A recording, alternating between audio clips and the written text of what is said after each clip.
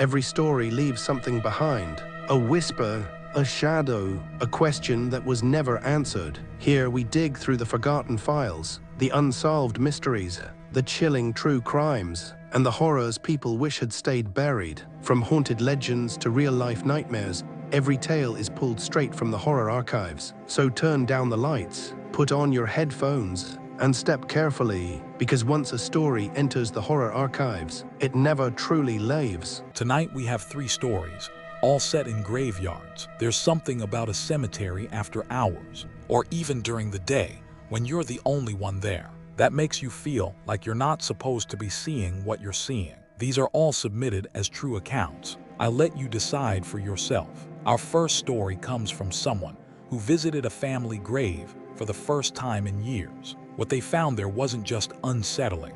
It suggested someone had been waiting for them to show up. The flowers on my grandmother's grave were fresh. That's what stopped me.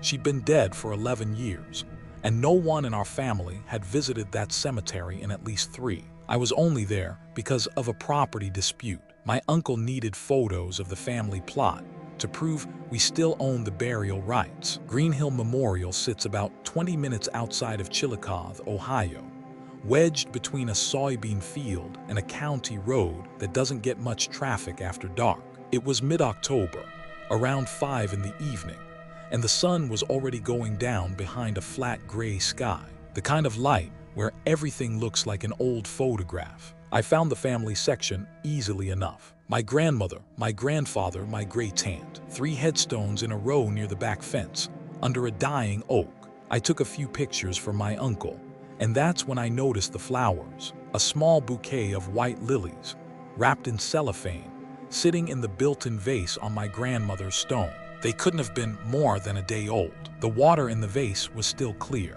I looked around. The cemetery was empty, just me, the stones, and the wind pulling through the dry grass. I told myself maybe the groundskeeper placed them, maybe someone from her church. It bothered me, but I kept taking photos. Then I noticed the second thing.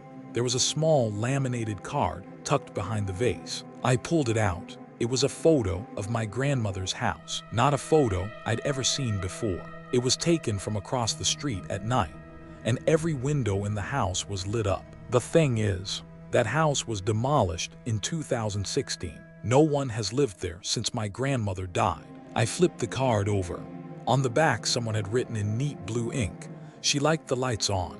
My hands went cold. I pocketed the card and walked quickly back toward my car. As I passed through the older section of the cemetery, I noticed something I hadn't seen on my way in.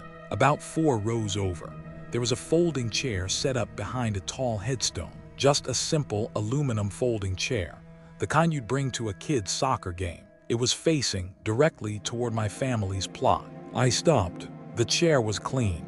No rust, no dirt, no leaves on the seat. Someone had been sitting there recently. Someone had a clear line of sight to exactly where I'd been standing. I got in my car and locked the doors. As I pulled out of the gravel lot, I looked in my rearview mirror. The cemetery was still empty, but the folding chair was gone.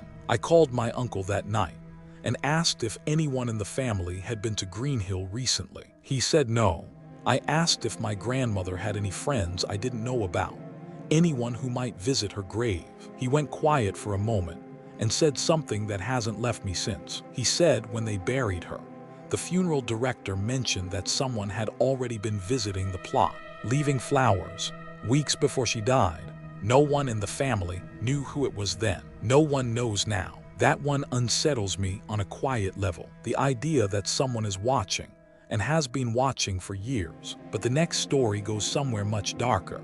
This one was submitted by a former night security guard in Pennsylvania. What he found during a routine patrol made it very clear that the cemetery he was hired to protect wasn't just attracting vandals. The grave was already dug. That's what I couldn't get past.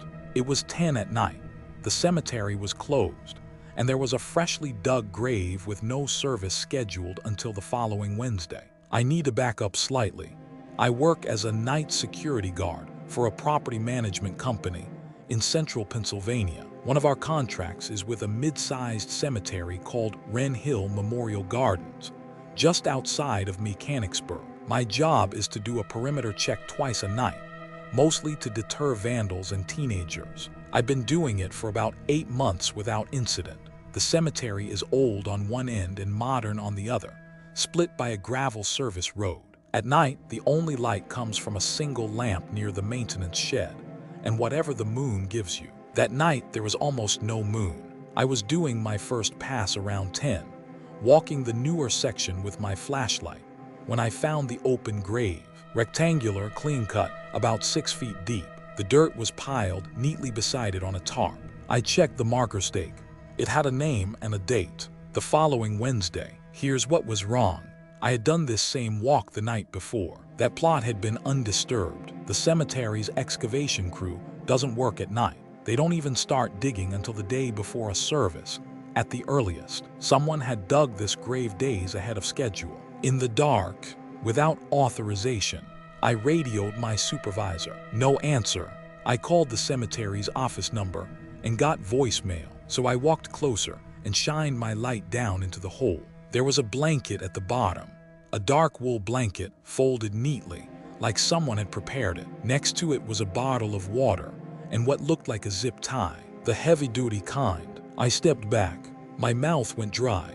This wasn't a grave prepared for a burial. This was something else. I swept my flashlight across the surrounding area. About 30 feet away, behind a row of upright headstones, I caught a reflection. Something metallic. I walked toward it slowly and found a small duffel bag sitting on the ground, partially unzipped. Inside was a roll of duct tape, a box cutter, and a phone charger. No phone. I turned around and started walking fast toward my car. I was halfway down the service road when my flashlight caught movement near the maintenance shed. A figure standing just outside the circle of the lamp's light. Not moving, just standing there, facing me. I stopped. I couldn't make out a face. They were wearing dark clothing, and they were tall. We stood like that for what felt like a full minute. Then they stepped backward, into the shadow behind the shed, and I lost them. I ran to my car and called 911. Police arrived within 15 minutes. They searched the grounds and found the open grave, the blanket, the bag. The figure was gone. There were shoe impressions in the soft ground behind the shed, leading to a gap in the perimeter fence, where the chain link had been cut cleanly with bolt cutters. The detective I spoke with later told me that the setup in the grave was consistent with what they'd call a containment preparation. He didn't elaborate beyond that. The cemetery installed cameras the following week, but what I keep thinking about is the name on the stake. I looked it up. The person whose burial was scheduled for Wednesday was a 78-year-old woman who had died of natural causes in a nursing home. Whatever that grave was prepared for, it wasn't her. I quit 2 weeks later. I still drive past Wren Hill, sometimes on my way to work. I never look at it. I think about that one a lot. The idea that someone was using a cemetery as a staging ground for something that has nothing to do with the dead. But this last story, this is the one that got to me the most. This was sent in by someone who attended a small, private burial for a close friend. There were only supposed to be 2 mourners. There were 3. There were 3 of us at the burial, but there should have only been 2. My friend David died in a single-car accident on Route 15 in November of last year. He had no family left. His mother passed in 2019, his father long before that, and he was an only child. So it was just me and his co-worker Paul at the graveside service, a small cemetery called Hillcrest, about 10 miles south of Frederick, Maryland, the kind of place where the stones go back to the 1800, and the trees are so old they block out most of the sky. It was cold that day, low 40s, overcast. The ground was soft from 2 days of rain. The pastor said a few words. Paul and I stood on one side of the casket, and that's when I noticed the third person. She was standing on the opposite side of the grave, maybe 15 feet back, just behind a large granite headstone. A woman mid-40s maybe, in a long dark coat. She wasn't looking at the pastor. She was looking at the casket. Her face was completely still. I leaned toward Paul and whispered, asking if he knew who she was. He glanced over and shook his head.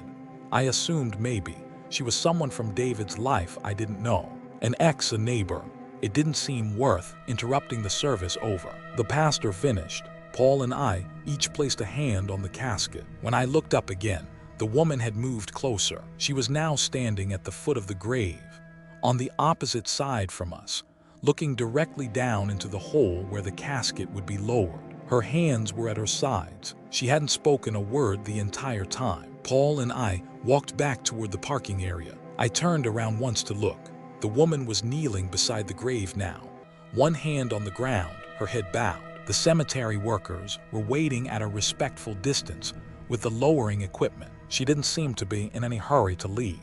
That night I couldn't sleep. Something about her presence felt wrong, but I couldn't articulate it. So the next morning, I called the funeral home and asked if anyone else had been notified about the service. The director checked and said no. Only Paul and I had been given the date, time, and location. The service wasn't published anywhere. There was no obituary. David had specifically requested that in his will. So how did she know to be there? I went back to Hillcrest 2 days later.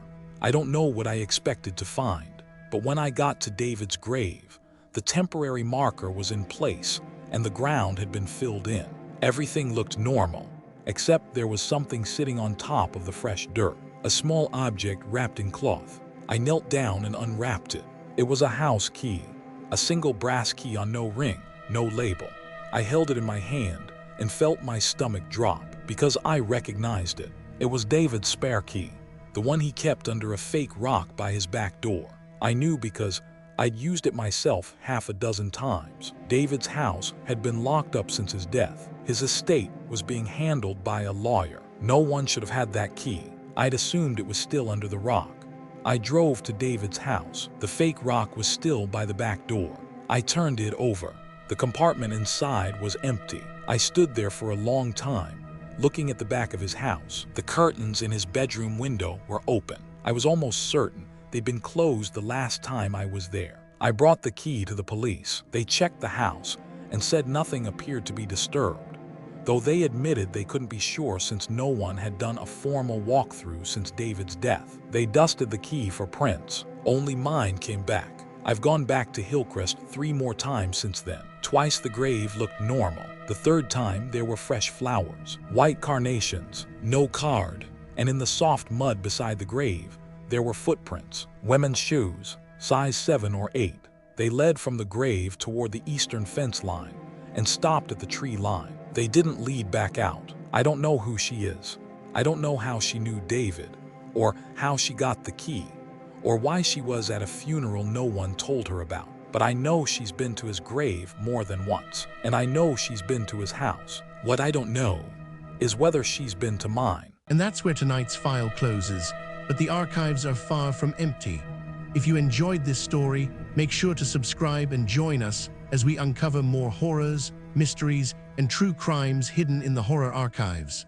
Until next time, keep the lights low, keep listening, because you never know what story we'll uncover next.